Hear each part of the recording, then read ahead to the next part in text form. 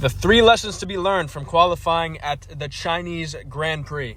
Number 1, George Russell is talentless and lost all his talent. Number 2, Lando Norris is absolute. And number 3, Max Verstappen lost all his talent. So those are the top 3 takeaways from qualifying in wherever the fuck. China, is it Shanghai, China? Where in China is it? I forget. Come visit China. The visa is very easy to get now. Things are cheaper and better than the US and Canada. So just off rip, finally, Daniel Ricciardo out-qualified Yuki Tsunoda, dude. We've been praying to our lucky stars for this, and finally it has come true. Will Daniel Ricciardo keep this pace going into the sprint race and into the actual race? Absolutely not. You heard it from Matt Marauder first, so that's not going to happen. I'll just fast forward into Q3 because that's where all the interesting shit happened. Dude, surprise. Dude, am I in Disneyland or am I in Dreamland? F1 is actually entertaining for once? Dude, oh boy, how could this even happen? Dude, F1 finally produced a barnstormer for once in qualifying. At least I thought so. The fight for pole position in Q3 was fucking amazing. So we had Max Verstappen couldn't fucking keep the car under him for some reason. We all thought he was a wet weather specialist, but I think he's washed now. He might have to, this might drive him into retirement, how bad he performed in Sector 1 at the Chinese GP. Both the stakes in Q3, if I'm not mistaken, unless Valtteri Bottas binned it, I don't know if I'm remembering correctly. As you can see, it's nighttime. Qualifying happened in the morning. Both the stakes were in Q3, and I have a little conspiracy going. So I don't think it's a coincidence that Guan Yu Zhou gets into Q3 with his fucking tractor of a car at the Chinese Grand Prix. So Chinese driver gets into Q3 at the Chinese GP. Now put the tinfoil hats on. What do we think Xi Jinping is doing to the stake cars to get them to this pace? Did Xi Jinping donate $3 trillion to stake? I think we need to investigate food and beverage purchases of the stake F1 team. They might be $3 trillion over their budget. Lando Norris put it on pole. Is he going to translate this into he might win the sprint, but he absolutely will not win the race because the person that's going to win the race is a person by the name of Maximilian Verstappen. There's 3 things in life that are absolute. You got death, you got taxes, and you got Verstappen winning the race as long as his car holds up. But we knew that. I'm not really giving you guys any new information here. We're just rounding up qualifying. Musical chairs for pole position. I believe this is the order for this is going to be 100% botched, but I believe it was for Q3 in that shootout. Alonso pole, and then like Hamilton had pole, and then Leclerc might have had it, and then Lando had it, and then Hamilton got it back because Lando's lap got disqualified because Lando kept putting it into the gravel on the last fucking turn. I'm just going to take a wild guess and say that's probably turn 20 or 21 maybe, or 19 or something like that. That very last turn, he kept putting it into the gravel like Hamilton did back in fucking 2007 when he lost the championship because he fucking drove into the pit lane wrong. But his lap got reinstated, and I know Big Hamilton, my Lord and Savior, sweet handsome baby boy, Sir Lewis Hamilton, was pissed when he saw that his lap got reinstated and he got pole, and then it got taken away from him. It might be some internal racism going on in F1. Johnny F1's got to explain himself there. Also, we'll touch on Checo Perez. Every qualifying, it's a guaranteed % chance that Checo is going to qualify somewhere in the top 5, but definitely not the first 2 positions. So it's going to be 3, 4, or 5. That's where he's the cream of the crop. I don't remember where he qualified in China. I should have checked before I shot the video, shouldn't I have? But I guarantee it's either P3, P4, or P5. And that's all I got. I'll see you guys after the race when I continue this video. Just got done watching that fucking crazy sprint race. That shit was high octane, adrenaline, fucking nuts to butts action all the way through.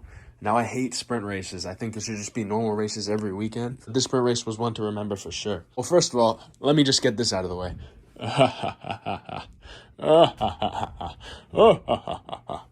Dude, you know why I'm laughing? Do you guys know why I'm laughing? I'm laughing because I love being fucking right.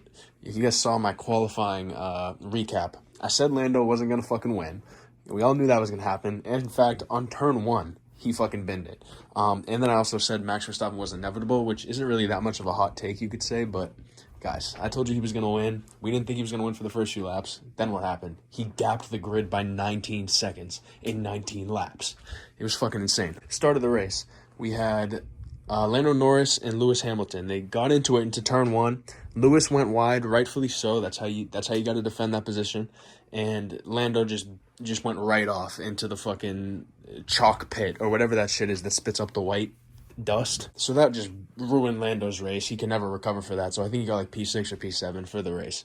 We all knew that was going to happen. So then we saw Lewis Hamilton. Oh, before I get to Lewis Hamilton, Nico Rosberg in the commentary box is goated. I fuck with it heavy. In the first few laps of the race, Max Verstappen was having some engine problems. I think it was something with his battery. His battery was all fucked up. Like he couldn't get it to produce the juice that he needed to fucking become absolute, like how he usually is. So for a second, there was like hope. It was like the fucking heavens were opening up and we could finally fucking see God looking down on us saying, you're blessed with an actual different race winner. But sadly, that didn't end up coming to fruition. But I'll get to that in a second. So we thought Lewis Hamilton had like a 2-second gap. So all like Crofty and Rosberg were saying, and I thought this too. I thought this could be his first win since Saudi Arabia 2021.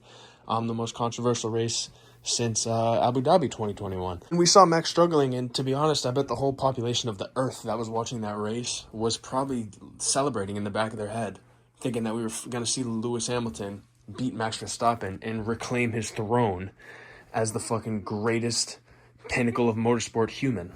But unfortunately, I think Max fucking tapped the hood of the car a few times to fucking rattle the battery and get it working again. And as soon as his battery picked back up and he figured out that his car was back underneath him, he encroached on Lewis Hamilton down the last main straight. And Rosberg was right. I don't know if you guys probably watched this if you're watching this. Lewis barely defended that shit, which was kind of fucking dumb. He should have closed the door more than he did. He gave Max ample room to just penetrate the inside. And after that, it was over. I mean, literally within 3 laps, Max had like a 4-second gap, which is so crazy, bro. That battle for P3 that was happening throughout the last few laps. So Fernando had it originally, and I thought he was going to hold on to it because the Aston Martin was very fast in the straights this weekend. So far, the race still has to happen, but as of so far, the Aston Martin was proved to be very amicable in the straights, and also Lance Stroll's a shitter. That's all I'm going to say about it, but if your teammate's fighting for P3 and you're in like P17 fighting with Williams, you should probably fall off a bike again and break both your wrists again. It was crazy, dude. Sainz went right down the middle of Fernando Alonso. Let's break this down. So we got turn 1, 2, 3, 4. So like turn 5 or turn 4 or turn 6, somewhere around there. So Fernando got a little squirmy going out of the turn into that big left-hander. And Carlos Sainz went down the outside, and Fernando held the inside, and they touched on that turn, and then they went back this way, and Carlos got him, and then Fernando tried to slide right back in, and then they touched again, and I think the second touch was what did the puncture for Fernando, because Fernando ended up retiring. And while this battle between Fernando Alonso and Carlos Sainz was happening, it enabled a window for Sergio Perez to come down and get from like P5 all the way into P3, which was cool. He fucking made out like a bandit, and then Leclerc ended up battling with Sainz for like the last few laps, and then Sainz just absolutely pulled the most scumbag move, which rightfully so. Sainz should be stingy with the positions that he's given up, because fuck Ferrari in Sainz's mind, because they just gave up on him. But that was a crazy move. If I was Leclerc, I would have been fucking throwing my helmet, and I would have hunted down Carlos Sainz after the race. That's it for the sprint. I'll see you guys on the actual race, and we'll see what happens. Max win is my prediction. Mark my words. This is a hot take, but Max win. These sprint race weekends are really throwing me through a loop, guys. I'm going to be honest. I didn't even remember that there was going to be 2 qualifying, so when I woke up this morning and was greeted with the new qualifying highlights, I was utterly surprised and shocked. I watched it. It was only like 6 minutes long. So to recap it, so just we can make this video complete. It was a pretty boring qualifying. Nothing really happened. I think like Carlos spun it or something like that. That's basically all that happened. Max got pole. Knew that was going to happen. Perez P2, which was pretty good. Proud of him for getting P2, getting on the front row. Alonso P3. That was pretty cool. I'm not going to lie. I thought he was going to get P2 and Checo stole it, but I'm cool with that P3 for Alonso. He's such a dog.